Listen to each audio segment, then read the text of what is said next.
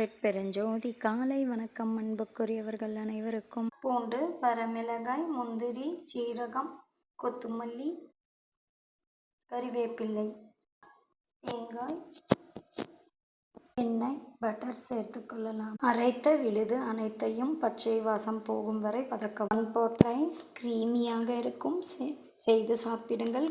காரசாரமாக குளிர்காலத்திற்கு நன்றாக இருக்கும். அரிசி, பாசிப்பருப்பு சேர்த்து நன்கு மிக்ஸ் செய்து கொள்ளலாம். குளிர்காலத்தில் சாப்பிட வேண்டிய உணவு. இந்த one pot rice very easy to cook but tasty to eat. இந்த ஒன் பாட் ரைஸ் நன்கு கொதித்தவுடன் சிம்மில் வைத்து 20 நிமிடங்கள் வேக வைத்து எடுத்து சுட சுட சாப்பிடலாம்.